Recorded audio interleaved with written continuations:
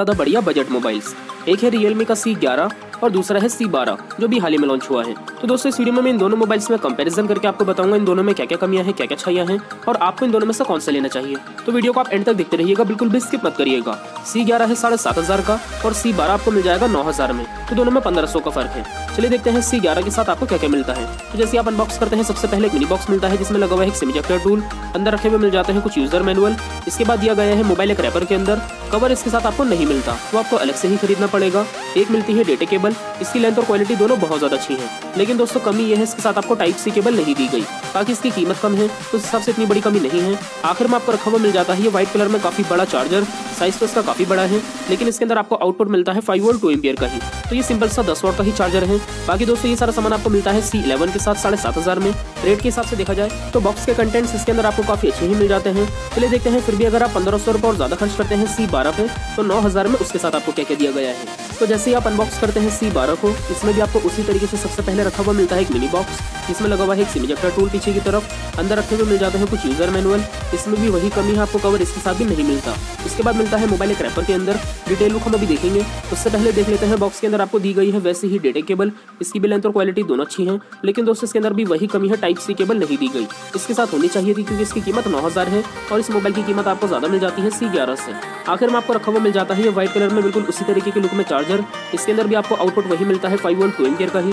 तो ये भी सिंपल सा 10 वॉट का ही चार्जर है जैसा आपको C11 के साथ दिया गया है। तो दोस्तों देखा जाए तो दोनों ही मोबाइल्स के साथ आपको बॉक्स के कंटेंट्स बिल्कुल एक जैसे ही दिए गए हैं। हालांकि C12 1500 रुपये महंगा है, तो रेट के हिसाब से देखा जाए तो इस चीज में C11 ही ज्यादा अच्छा है C12 से। चलिए बात कर लेते हैं डिजाइन के बारे में। दोस्तों दोनों मोबाइल्स के अंदर आपको हार्ड प्लास्टिक के टाइप का डिजाइन दिया गया है। स्क्रैचेस की प्रॉब्लम आपको दोनों मोबाइल्स के बैक पैनल पर बहुत कम देखने को मिलती है, लेकिन दोस्तों C11 के अंदर आपको ये ग्रे कलर का इफेक्ट दिया गया है जो बहुत ज्यादा अच्छा लगता है। कैमरे के नीचे आपको कुछ इस तरीके से लाइनिंग देखने को मिलती है जिसमें मिल जाती है आपको Realme की ब्रांडिंग काफी बड़ी। वहीं दूसरी तरफ आपको कुछ इस तरीके से कट्स देखने को मिल जाते हैं C12 के बैक पैनल पे। अब दोस्तों क्वालिटी तो दोनों की अच्छी है डिजाइन की, बस कलर और डिजाइन का फर्क है हल्का सा। बात करें दोस्तों कैमरे के बारे में तो C11 के अंदर आपको पीछे की तरफ 2 कैमरे दिए गए हैं, जिसमें पहला है 13 मेगापिक्सल का, दूसरा 2 मेगापिक्सल का। इसका फ्रंट कैमरा है 5 मेगापिक्सल का। रेट के हिसाब से इसके अंदर आपको कैमरे की परफॉर्मेंस नॉर्मल मिल जाती है। बाकी दोस्तों कमी यह है इसके अंदर आपको फिंगरप्रिंट स्कैनर नहीं दिया गया। वहीं दूसरी तरफ C12 में आपको पीछे की तरफ 3 कैमरे दिए गए हैं, जिसमें पहला 13 मेगापिक्सल का है, दूसरा 2 मेगापिक्सल का और तीसरा भी 2 मेगापिक्सल का। इसका भी फ्रंट कैमरा 5 मेगापिक्सल का है। कैमरे की परफॉर्मेंस इसके अंदर भी आपको नॉर्मल ही दी गई है। कैमरे को लेकर मुझे दोनों नॉर्मल लगे। इन दोनों की कीमतों को देखें तो मुझे C11 ही ज्यादा पसंद आया, उसकी कीमत भी कम है और कैमरा भी नॉर्मल दिया गया है, क्योंकि इतना ज्यादा खास बात मुझे कैमरे को लेकर नहीं लगा इन दोनों मोबाइल्स में जितना कीमत में फर्क है। बाकी दोस्तों आप देख सकते हैं कंप्लीट डिजाइन। आपको इन दोनों मोबाइल्स में किसका डिजाइन ज्यादा अच्छा लगा आप मुझे कमेंट करके जरूर बताइएगा। डिजाइन भी मुझे C11 का ही ज्यादा अच्छा लग रहा है, इसका ग्रे कलर काफी बढ़िया लग रहा है। बात करें दोस्तों डिस्प्ले के बारे में तो इन दोनों मोबाइल्स के अंदर आपको डिस्प्ले साइज मिलता है 6.5 इंचेस का। दोनों ही मोबाइल्स के अंदर आपको 6.5 इंच की डिस्प्ले दी गई है, तो इस चीज में भी दोनों जैसे हैं। और दोनों ही मोबाइल्स के अंदर आपको IPS HD+ डिस्प्ले दी गई है, ये चीज भी आपको दोनों में एक जैसी मिल जाती है। अब एक्चुअल में डिस्प्ले की क्वालिटी के अंदर कितना फर्क है मैं आपको दिखा देता हूँ।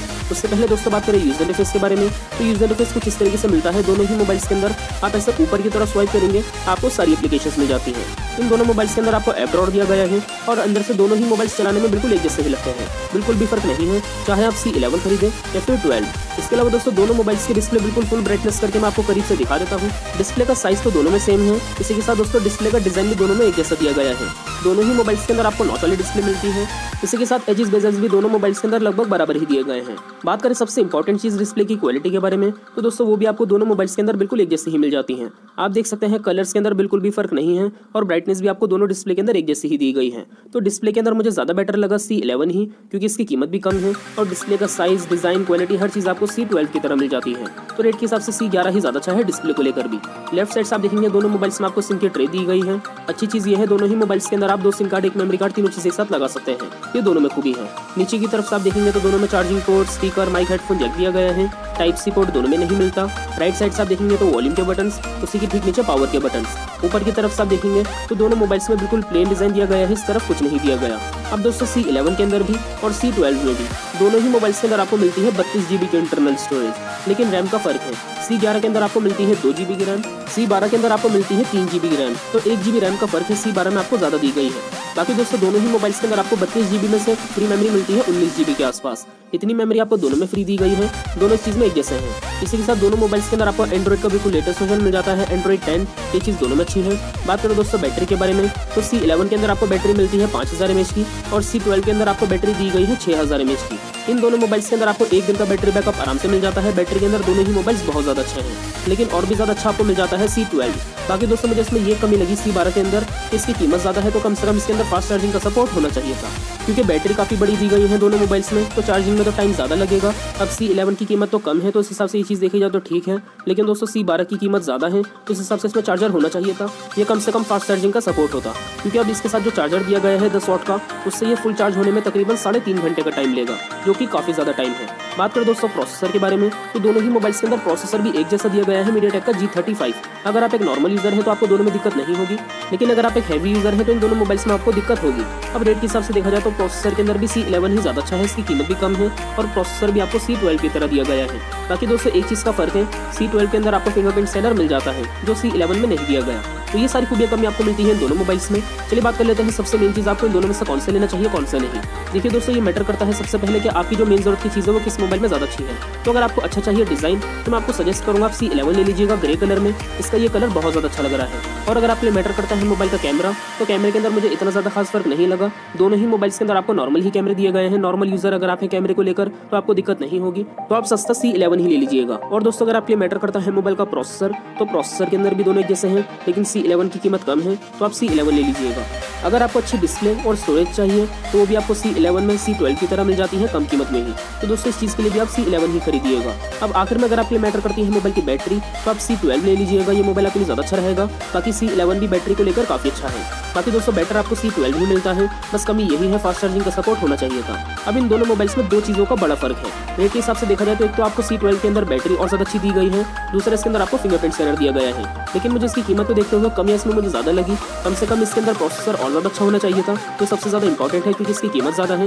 और दूसरी चीज़ दोस्तों मुझे इसमें ये कमी लगी, फास्ट चार्जिंग का सपोर्ट होना चाहिए था। तो आपको फिंगरप्रिंट स्कैनर और थोड़ी सी अच्छी बैटरी आपको C12 में ज़्यादा मिल जाती है अगर आप 1500 रुपये ज़्यादा खर्च करते हैं C11 से। अब दोस्तों जो कमियाँ C12 में है वही कमी आपको C11 में भी मिल जाती हैं, लेकिन कम से कम इसकी कीमत कम है 7500। इस वजह से मुझे C11 ही ज़्यादा पसंद आया। इसमें कमियाँ हैं कुछ, लेकिन इसकी कीमत भी कम ही है। C12 की कीमत ज़्यादा होने के बाद भी आपको वो कमियाँ देखने को मिल जाती हैं जो C11 के अंदर है। आप बताइएगा फिर भी कमेंट करके आपको इन दोनों मोबाइल्स में कौन सा ज़्यादा अच्छा लगा। मुझे दोस्तों C11 ही पसंद आया, इसका बहुत अच्छा डिज़ाइन की वजह से। वीडियो आपको पसंद है तो वीडियो को लाइक कर दीजिए। वीडियो के नीचे जो लाल कलर का बटन है उसे दबा के चैनल को सब्सक्राइब कर लीजिए। बेल आइकन भी दबा दीजिएगा ताकि नई वीडियोस आप तक पहुंचती रहे। इसके अलावा वीडियो अगर आपको हेल्पफुल लगी तो अपने दोस्तों के साथ इस वीडियो को शेयर कर दीजिएगा व्हाट्सएप फेसबुक पे। मिलता है अगली वीडियो में, तब तक के लिए।